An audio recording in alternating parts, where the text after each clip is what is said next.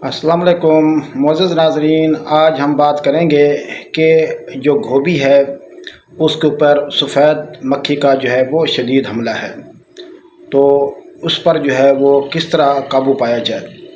मोहतरम नाज़रीन, इसके लिए बहुत सारे जो है वो केमिकल मार्केट में दस्तयाब हैं। सबसे पहले तो आप जड़ी बूटियों की तलफ़ी करें, क्योंकि मेज़बान पौधे होते हैं जड़ी बूटियाँ जो सफ़ेद मक्खी को अपनी तरफ राग़िब करते हैं और पनाहगाह का काम करते हैं।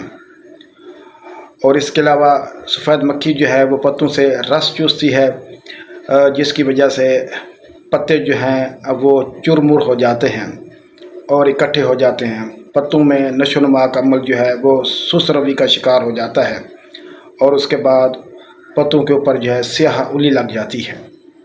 तो मोहतरम नाज़रीन, जो गोभी जो है 3 से 4 पत्तों पर आ चुकी है, तो उसके लिए आप जो है वो स्प्रे कर सकते हैं, जिसमें बाइफेंथ्रीन और क्लोथानिडॉन ये आप स्प्रे कर सकते हैं। बाइफेंथ्रीन आपने जो है वो 40 ml करनी है और क्लोथानिडेन जो है वो आपने 150 ml जो है या 150 ग्राम जो है वो सोल्टर पानी में मिलाकर स्प्रे करना है।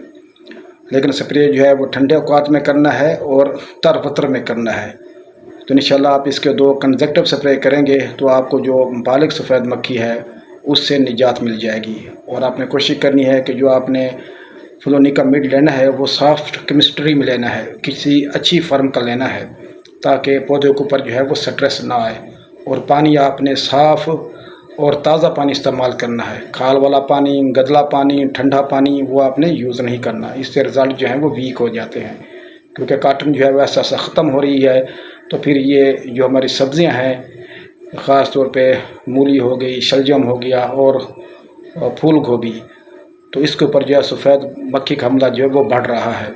और जो गोभी बड़ी हो गई है उसके ऊपर सफ़ेद मक्खी का हमला है, तो उसके लिए फिर आप जो है वो फ्लोनिका मिड वो आप जो है वो 80 ग्राम जो है वो 100 ml पानी में मिलाकर जो है वो स्प्रे कर सकते हैं। तो इससे काफ़ी हद तक जो है वो सफ़ेद मक्खी से निजात मिल जाएगी।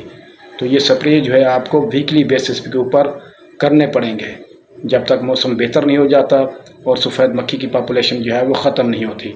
तो इसके लिए आप बदल बदल कर जो है वो स्प्रे करेंगे और कोशिश करें कि स्प्रे का महलूल जो है वो अपनी अच्छी तरह बनाना है, तो उसके बाद ही फिर जो है वो आपको रिज़ल्ट मिलेंगे। और स्टेज के मुताबिक गोभी बहुत छोटी है तो उसके मुताबिक जो है वो आप शुरू में अमीटा क्लोप्राइड और बाइफेंथ्रीन इनका मिक्सचर यूज़ कर सकते हैं। और सॉफ्ट केमिस्ट्री में जो है वो आपने करना है। बाइफेंथ्रीन आप लिक्विड में आपको मिल जाएगी और अमीटा क्लोप्राइड जो है वो आपको पाउडर वाला।